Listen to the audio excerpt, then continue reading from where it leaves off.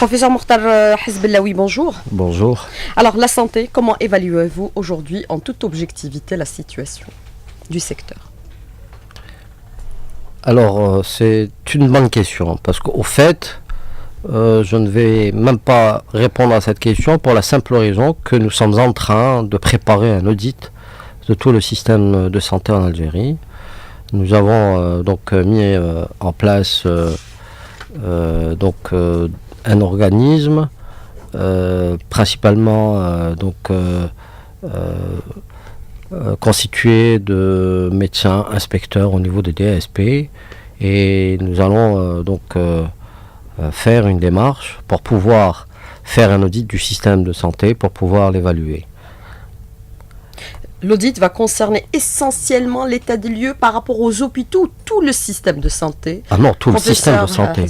Non, ça sera tout le système de santé, parce qu'au fait, le système national de santé est un et indivisible. Donc, si on prend les structures publiques, il faut adjoindre les structures privées, et l'évaluation de l'ensemble de ces structures a une importance capitale pour nous.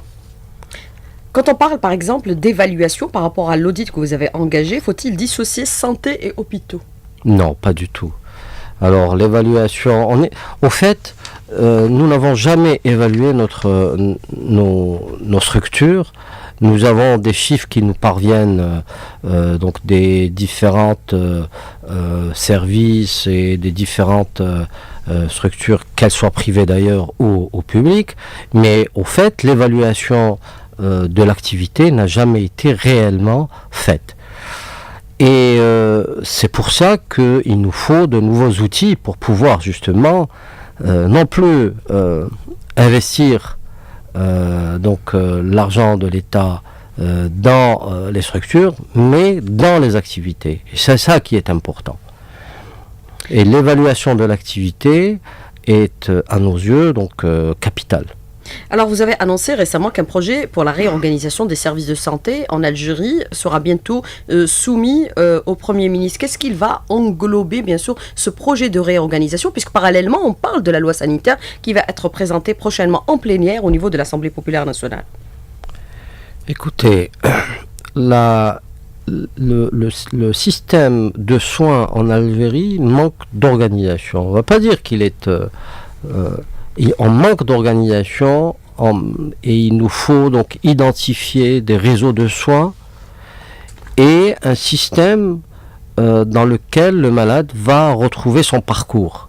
On n'est pas obligé je ne vais pas de toutes les manières tout vous dévoiler maintenant, parce que c'est encore, si vous êtes à la recherche d'un scoop, je suis désolé, mais vous ne l'aurez pas, pour la simple raison que... Les auditeurs sont en attente de réponse, monsieur.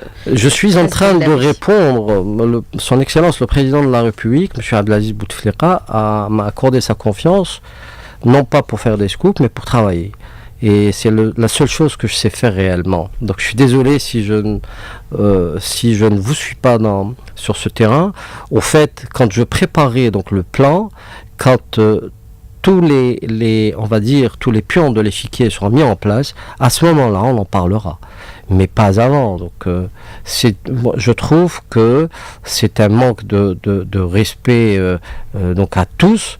Si maintenant je vais vous dire voilà ce que je vais faire et voilà ce que nous allons faire, parce que d'abord je ne suis pas seul, j'ai un staff qui est avec moi, et je le remercie vivement pour leur accompagnement, parce que nous avons beaucoup de travail, et ils sont là, et je remercie au travers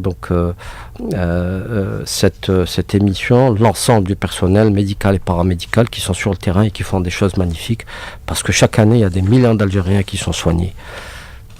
Alors justement, par rapport aux millions d'Algériens qui sont soignés chaque année, en attendant bien sûr de mettre en place votre plan d'organisation que vous allez certainement pas nous dévoiler ce matin, en attendant bien sûr l'adoption de la loi sanitaire qui va réformer celle existante et qui date de pratiquement 30 ans, faut-il laisser faire en attendant des lois? Quand on sait ce qui s'est produit cet été, que des femmes malheureusement sont décédées dans des hôpitaux parce que faute de prise en charge convenable. D'abord, on ne laisse pas faire. c'est interdit d'utiliser des mots comme ça, parce qu'il y a des gens qui sont sur le terrain et qui font tout pour que le citoyen algérien soit soigné et bien soigné. Deuxième chose, ce qui s'est passé cet été, donc vous le savez et on le sait, c'est un drame pour toutes les parturientes qui décèdent chaque année, mais les chiffres sont là. On les a jamais cachés. Il y a plus de 10 ans, on était à 160 ou 170 parturientes qui décédaient donc pour 100 000 naissances vivantes. Et donc nous sommes 10 années plus tard à moins de 60 parturientes qui décèdent pour 100 000 naissances. C'est un drame. Je suis triste à chaque fois que j'apprends donc un tel événement et on ne parle que des décès qui peuvent être évitables bien sûr. Mais cela étant dit, est-ce que ce chiffre est encore élevé? Oui. Comparé à ceux de nos voisins, non.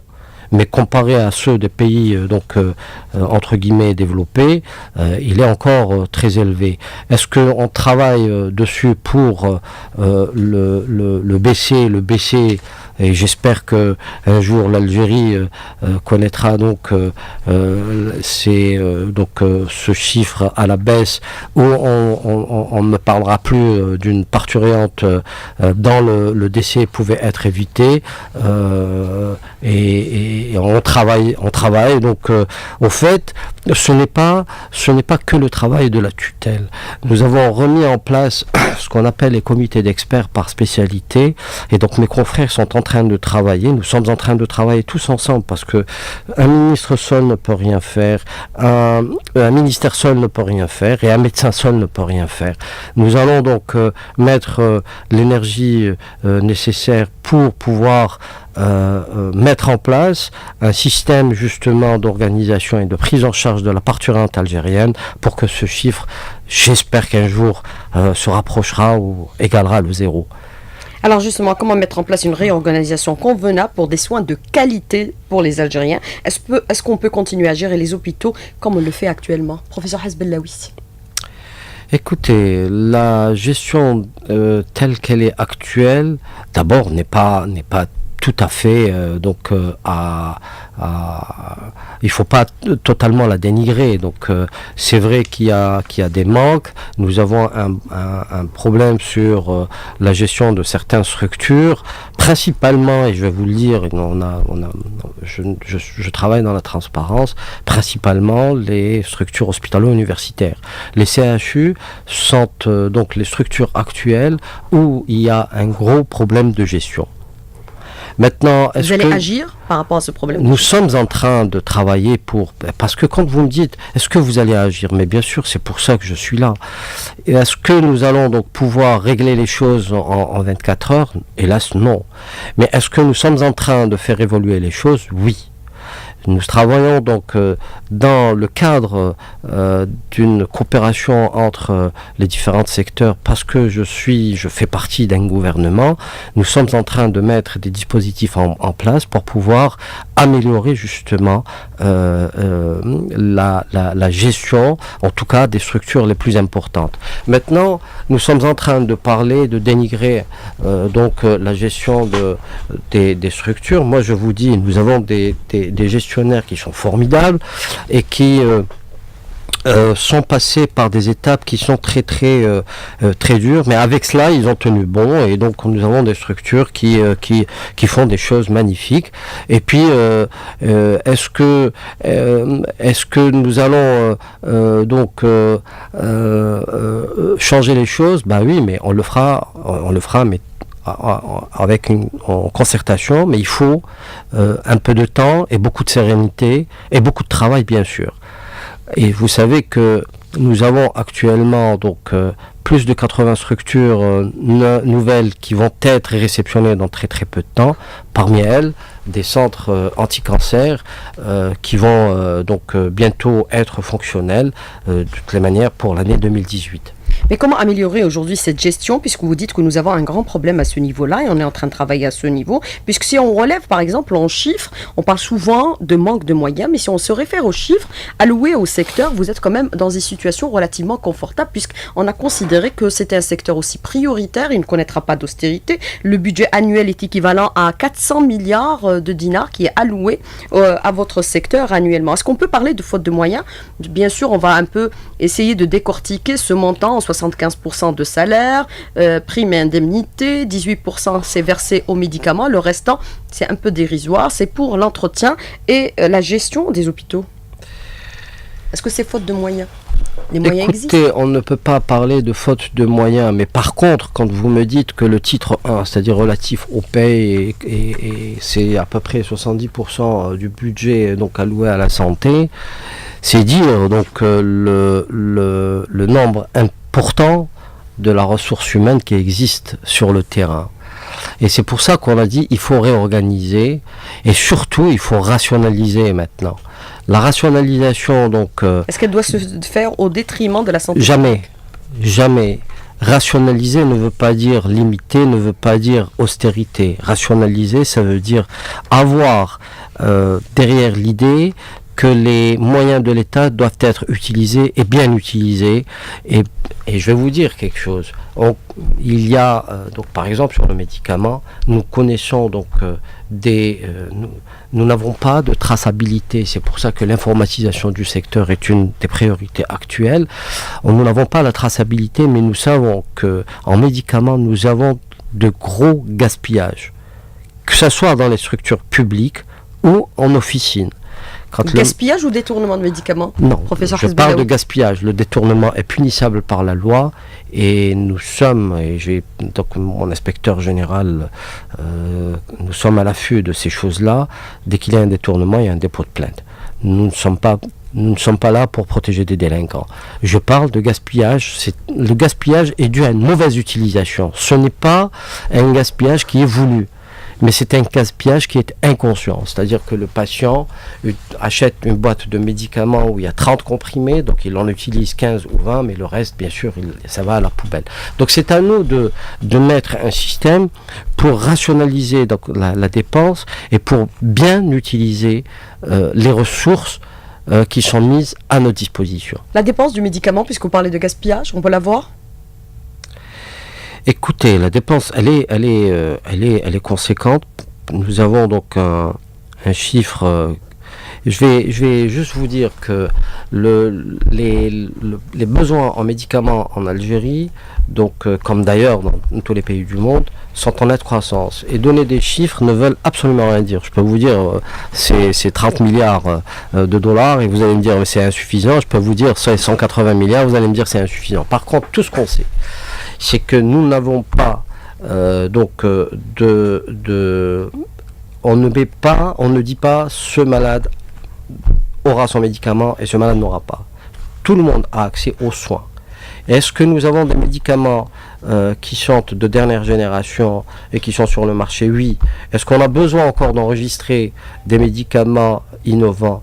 Je vous dirais que oui. Nous sommes en train de travailler dessus et nous allons donc avoir de nouvelles molécules qui vont être enregistrées dans très très peu de temps, mais simplement l'accès aux soins et aux médicaments est égal pour tous les citoyens algériens. Et ça, je crois que c'est plus important que les chiffres. Alors, professeur Mokhtar Hezbellaoui, j'espère qu'on pour cette deuxième partie, on aura un peu plus d'informations, puisque vous tenez à ne pas tout dévoiler ce matin. Par rapport justement à la dépense de médicaments, vous avez parlé de gaspillage. Est-ce qu'on peut considérer qu'on peut, dans le contexte actuel, la réduire sans provoquer des ruptures de médicaments? Non, je n'ai pas parlé de réduire la facture du médicament. Et donc, c'est une question que je vous pose, professeur. Non, mais oui, mais c'est une réponse donc que je vous donne. Et deuxièmement, j'ai pas dit que j'allais pas dévoiler. J'ai dit que quand le programme n'est pas ficelé donc à 100%, j'en parle pas. Et je vous remercie pour votre invitation. Vous avez été bien insistante pour que je sois là, et je vous ai dit que j'étais pas prêt. Donc voilà. Au fait, je vais vous dire, le médicament, réduire la facture, non, pas du tout. On ne va pas réduire la facture du médicament. Mais par contre, j'ai dit qu'on allait rationaliser les dépenses. C'est-à-dire, il y a actuellement donc, le concept, donc c'est une partie de ce que nous allons faire, c'est le concept de la pharmacie hospitalière.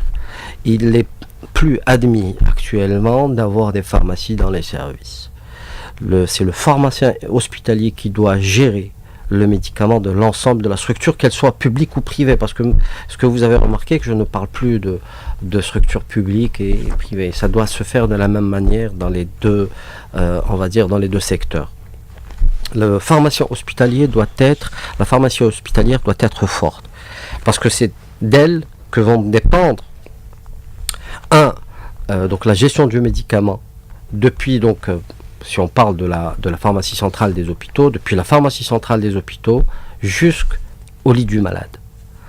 Ensuite, je vais vous dire, les médicaments qui coûtent les plus chers, ce sont les médicaments qui traitent donc le cancer. Ce sont les médicaments en oncologie. Et donc la pharmacie hospitalière, et j'espère qu'un jour on va pouvoir installer cela, on doit pouvoir installer donc un organe central pour la préparation des protocoles de chimiothérapie, parce que maintenant les protocoles, ce qu'on appelle les protocoles à la carte, donc chaque malade a un protocole, et sur cette préparation qui doit être centralisée, on va gagner pas mal de choses. Parce qu'il est inconcevable qu'en 2017, des confrères puissent gérer eux-mêmes le stock des médicaments. C'est inconcevable. Un médecin doit plutôt gérer le patient, le diagnostic, le bien-être du patient, etc., que de gérer des cartons de médicaments. Et moi, j'ai vu des confrères qui avaient des cartons de médicaments dans leur bureau et c'est eux qui donnaient, etc. Ça, c'est inconcevable. Et c'est pour ça que la pharmacie hospitalière doit être forte au niveau de toutes les structures. La dette de la PCH auprès des hôpitaux, elle est énorme aussi. On parle depuis pratiquement quelques années et ça n'a pas jusque-là été réglé. Ça ne sera pas réglé parce qu'au fait... Elle a augmenté depuis ?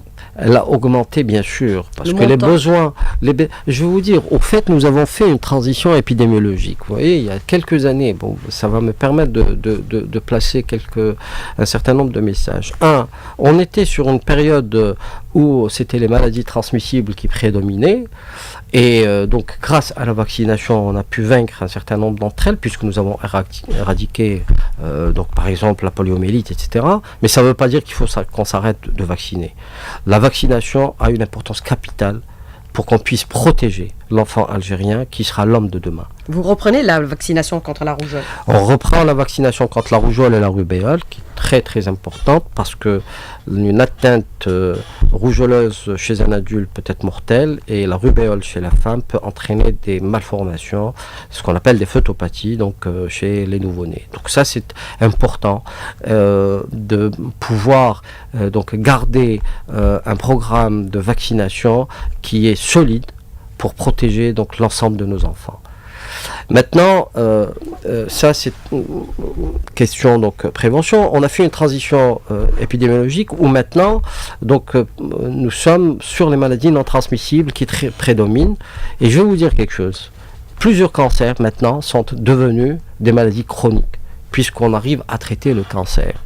Et donc, et en plus, donc là, il y a eu une longévité, donc l'Algérien, alhamdoulilah, il vit beaucoup plus longtemps. Donc, au fait, les besoins donc, en soins de l'Algérien, donc, et la facture a augmenté par conséquence. La dette de la PCH, professeur Hasbellaoui ? La dette de la PCH, le montant, écoutez, on est... sur des milliers de milliards de dinars, mais vous savez que la PCH, la pharmacie centrale des hôpitaux, est un établissement qui est sous tutelle, et donc j'ai donné instruction déjà donc dès mon arrivée à ce que le chapitre qui est dédié donc aux médicaments, le chapitre 13, ne soit plus touché pour autre chose que pour le médicament. Alors la loi sur la santé sera examinée prochainement au niveau du Parlement. Ce matin, vous recevez certains partenaires sociaux pour négociation par rapport aux médecins résidents qui sont en grève. Est-ce que vous allez accéder à leurs demandes puisqu'ils considèrent qu'ils sont injustement traités? Ils font le service civil et l'obligation du service national à la fois. Ils sont le seul corps à être astreint à cette disposition. Les deux à la fois. Alors, ça, c'est les deux en un. Vous avez posé deux questions. Donc, premièrement, la loi sanitaire. Écoutez, nous avons besoin d'une nouvelle loi sanitaire. Je la ferai évoluer pour qu'elle puisse être à la hauteur de l'espérance de la République algérienne. C'est ce que nous avons fonctionné avec une loi qui date de 85. Il est temps d'avoir une nouvelle loi. Maintenant, pour les résidents, écoutez, les résidents sont Vous les recevez ce matin? Je les recevrai avec plaisir. Donc, c'est la prunelle de mes yeux. Ils le savent très bien. J'attache une importance capitale à la formation, aussi bien du médecin que du spécialiste, que du paramédical. Et donc tous les points seront discutés avec eux. Nous allons nous sommes en train de travailler pour améliorer les conditions de travail de l'ensemble du personnel, qu'il soit médical ou paramédical, au niveau de toutes les structures. Et je vais les recevoir et je vais discuter avec eux de l'ensemble des points. Vous allez essayer de trouver avec eux une solution par rapport justement au service civil, service national à la fois.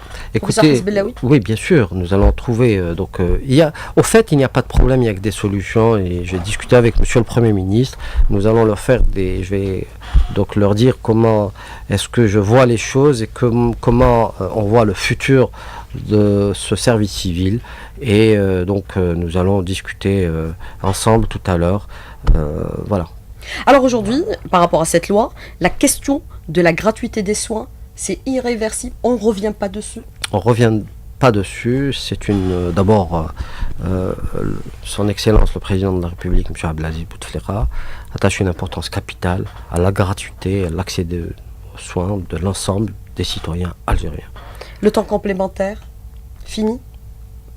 Le temps complémentaire fini, non, je ne sais pas encore, mais bon, écoutez. Ça, c'est dans la loi, en tout cas, on l'interdit. Écoutez, attendez, mais on a l'impression que la loi qui était à l'APN est une loi qui est en discussion.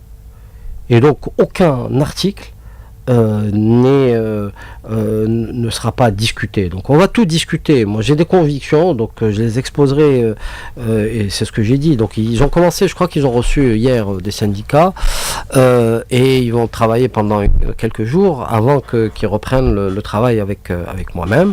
Et j'ai dit donc à mesdames et messieurs les députés que nous allons faire évoluer un certain nombre d'articles qui poseraient problème, et nous allons tout faire pour que la loi sanitaire soit dans le cas soit une loi qui va faire évoluer dans le bon sens le système national de santé. Le privé, sa place aujourd'hui, conforté? Bien sûr, le privé maintenant, nous avons des structures privées qui sont très bien achalandées et donc avec des compétences et avec un équipement qui est de dernière génération. Mais qui évolue sans encadrement juridique. C'est pour ça qu'on a besoin d'une nouvelle loi sanitaire. Ça, c'est clair. La nouvelle loi va pouvoir gérer le système national de santé en tant qu'un système unique. Parce qu'en fait, en 85, on n'avait pas d'hôpitaux privés. Hein. Maintenant, nous avons des hôpitaux privés, d'abord qui sont fonctionnels. Il y a ceux également qui sont en cours de réalisation. Et donc, nous allons être donc un système national de santé où la médecine libérale va être dans la complémentarité de la médecine publique. Et ça, c'est important. Alors, par rapport aux chiffres, justement, professeur Hesbellaoui, beaucoup de questions des auditeurs ce matin, elles sont très nombreuses, avec des inquiétudes qui sont exprimées par rapport à notre système de santé, la situation dans nos hôpitaux. Un auditeur vous dit que même si on devait tripler le budget alloué au secteur de la santé, les résultats seront les mêmes, car depuis des années, on a totalement abandonné la normalisation. Quelle est votre réponse ? Justement, il faut revenir, c'est ce que je vous ai dit tout à l'heure, l'évaluation est importante et nous sommes en train de mettre un certain nombre d'indicateurs et de normes pour qu'on puisse donc ne plus parler, et je suis en train de travailler avec les différentes wilayas. Hier, on a reçu quatre directeurs de santé de wilaya pour justement avoir une homogénéité et des normes qu'on doit respecter, des normes nationales qui seront d'ailleurs équivalentes à celles qui sont publiées par les organismes internationaux comme l'OMS et auxquels l'Algérie a largement ratifié toutes les décisions qu'on prend là-bas. Est-ce qu'on peut pas continuer à baser l'offre de soins uniquement sur le médecin spécialiste en ignorant le généraliste? Mais ça, je l'ai dit déjà il y a quelques mois, le médecin généraliste doit être le médecin, la pierre angulaire du système national de santé, parce que, au fait, le vrai médecin, c'est le médecin généraliste. Le médecin spécialiste est un spécialiste d'organes. Donc moi, je suis ORL, je connais un peu l'ORL, mais le patient en tant qu'entité, c'est le médecin généraliste qui saura le gérer. Et donc, au fait, il faut qu'on arrive, et ça, c'est ancré dans la nouvelle loi sanitaire, le patient doit aller voir le généraliste avant de voir le spécialiste, sauf bien sûr pour certaines spécialités qui seront par exemple la gynéco-obstétrique, par exemple l'ophtalmo, où le patient a directement accès à ces structures-là. Mais sinon le reste, quand il a par exemple une angine, il n'est pas obligé de voir un ORL pour traiter une angine. Le médecin généraliste sait la traiter mieux que moi. Alors peut-on pas refuser une prise en charge médicale sous prétexte d'un découpage géographique?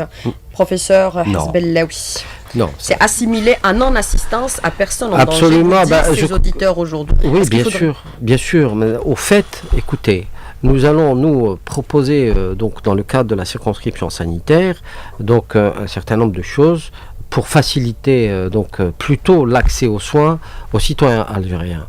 Mais quelqu'un qui habite Alger, qui a envie de se faire traiter à Blida, il n'y a aucun souci. Le problème, si je suis en déplacement à Blida, j'irai me faire traiter à Blida. Donc non, on n'a jamais interdit l'accès aux soins sous prétexte que quelqu'un habitait une daïra, une autre commune, ou quelque chose comme ça. Ça c'est faux.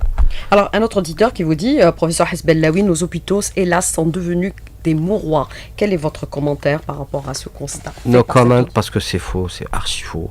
Écoutez, nous avons des indices, et je vais vous dire, vous pouvez convoquer, inviter certains directeurs de santé de wilaya, ou tous, et je vais vous dire, nous avons ce qu'on appelle les indices de mortinatalité, les taux de fécondité, etc. Et donc, ces chiffres-là, ils sont publiés, ils sont vérifiés par des organismes internationaux, on les publie au niveau de l'OMS, donc ce n'est pas des mouroirs, c'est faux. Est-ce que nous avons sur certaines structures quelques petits problèmes? Oui. Est-ce que vous allez améliorer les prestations au profit des malades au niveau des hôpitaux, professeur Hasbellaoui? Mais on ne fait que ça. Certaines structures sont vieillissantes et dépassées aujourd'hui. Est-ce qu'il faut rénover, améliorer? Oui. Nous sommes en train de voir quelles sont les structures qu'il faut rénover, quelles sont les structures qu'il va falloir remplacer.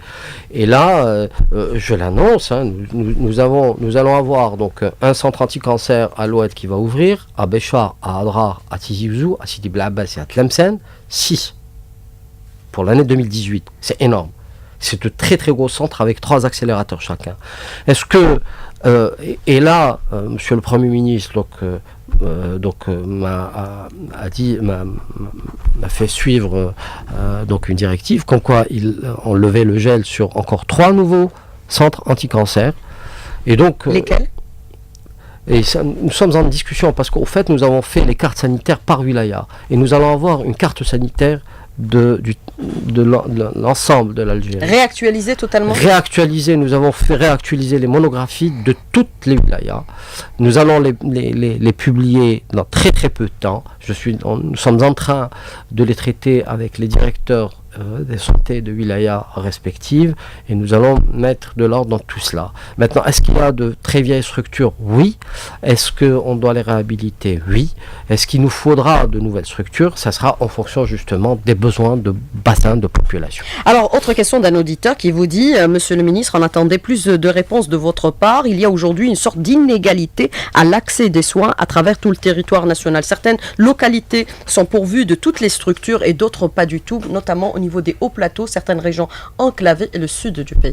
Oui. Est-ce que c'est une priorité? C'est une priorité. Nous sommes justement en train de faire les monographies des wilayas, et nous avons, est-ce qu'on peut parler d'une chance d'avoir un pays qui est très très vaste? Donc nous avons cette chance-là, et certaines régions sont d'accès très très difficile, et je vous assure que nous sommes en train de travailler pour que toutes les wilayas puissent avoir un réseau de soins qui sera donc adapté, parce qu'il faut qu'on adapte les réseaux de soins au niveau des wilayas, parce qu'elles sont très très difficiles. Je vais vous dire, il y a certaines communes dans certaines wilayas qui sont plus grandes que certains pays. Alors donc, vous voyez... C'est pas une raison pour ne pas installer des hôpitaux? Non, j'ai pas dit ça. J'ai pas dit ça. Nous avons installé des hôpitaux partout, et nous allons continuer à le faire. Et je vais vous dire, je donnerai la préférence, et j'en ai parlé donc à Monsieur le Premier ministre. On donnera la préférence à des petits hôpitaux de 60, de 80 lits, qui sont beaucoup plus faciles à mettre en place et beaucoup plus faciles à gérer, et surtout à la mobilité des équipes. Ça, c'est important. Alors, autre question d'un auditeur qui vous dit: que faites-vous aujourd'hui contre les erreurs médicales? Est-ce que vous allez aussi agir et mettre en place un cadre juridique pour que les patients aient gain de cause? Ça, c'est également donc le contexte de la nouvelle loi sanitaire. Est-ce que je vais agir contre les erreurs médicales? Non, on va les répertorier, on va les prendre en charge. Parce que je vais vous dire quelque chose. Est-ce qu'on peut considérer que dans notre pays, elles sont plus nombreuses? Non, pas du tout. Nous avons moins d'erreurs médicales. Il y a ils peuvent voir les chiffres, donc puisqu'ils ont maintenant, tout le monde a accès à Internet, alhamdoulilah. Donc, ils peuvent voir les chiffres. Nous n'avons pas autant d'erreurs que par exemple ceux qui sont en face de l'autre rive de la Méditerranée. Alors, autre question d'un auditeur, il vous dit aujourd'hui: comment peut-on gérer un secteur alors que nous ne disposons d'aucune statistique fiable ni indicateur sur lesquels on peut faire des projections et établir des corrélations? Non, ça c'est faux. Nous avons des statistiques qui sont fiables, et nous avons besoin simplement maintenant de mettre en place un réseau pour qu'on puisse informatiser, avoir le dossier électronique du malade. Nous avons des registres qui fonctionnent très bien à l'image des registres cancer, et nous avons donc au niveau de la prévention de l'Institut national de santé publique, nous avons des chiffres qui sont très fiables et qui sont vérifiés par des organismes internationaux. Alors, qu'est-ce que vous faites aujourd'hui pour faire en sorte à garder nos médecins en Algérie et lutter contre la fuite des médecins vers d'autres pays, puisque certains considèrent que l'Algérie est devenue une pépinière de formation pour l'Europe, notamment la France. Je vais sincèrement, je suis pas. Est-ce qu'il y a plus de médecins algériens qui partent à l'étranger, ou plus d'étrangers de là où ils partent qui vont ailleurs? Est-ce que vous pensez que nous avons formé moins que la France? Mais la France aussi a formé beaucoup de médecins, et elle continue à prendre des Algériens, d'abord parce qu'ils sont compétents, et deuxièmement parce que les médecins français vont ailleurs. Le gros problème qui se pose, je vais vous dire quelque chose, c'est un problème qui est mondial. Le déplacement des personnes, etc. Mais ça, c'est un problème mondial. Vous avez le Canada qui demande chaque année, les Américains qui demandent également, etc. Bon, le déplacement des cerveaux n'est pas interdit. Maintenant, nous, on va améliorer les choses pour qu'on puisse leur dire: écoutez, votre pays est là, mais je ne peux pas dire à quelqu'un qui a envie de voir d'autres horizons, c'est interdit d'y aller, quoi. Voilà. Mais l'ambassadeur d'Algérie en France les a reçus récemment. Il veut créer cette passerelle entre les médecins algériens résidant à l'étranger et ceux, bien sûr, qui sont ici pour venir soigner des Algériens. Est-ce qu'on peut créer cette passerelle? Mais selon les derniers chiffres, on parle de 48 000 médecins titulaires de diplômes algériens qui exercent en France. La passerelle existe déjà. Mais il faut les garder aussi, les médecins que nous formons. Bien sûr, écoutez, il y a 40 000 qui sont là-bas, et on est très très nombreux à être restés ici. 48 000. D'accord, mais on est très nombreux à être restés ici. Ça veut dire que l'Algérie a beaucoup formé et que les médecins algériens sont compétents. Maintenant, ces histoires de déplacement, c'est un problème mondial. Tout le monde se déplace et puis, l'Algérien a aussi le droit d'aller prospecter ailleurs. Mais je pense que, est-ce qu'on va essayer de les maintenir? Oui, nous allons améliorer les conditions de travail et les structures algériennes ont besoin de ces enfants médecins et donc c'est pour ça que je vais recevoir tout à l'heure les résidents pour discuter longuement avec eux. Améliorer la santé, c'est votre priorité? Améliorer la santé, oui, c'est ma priorité. Améliorer les conditions de travail est une priorité.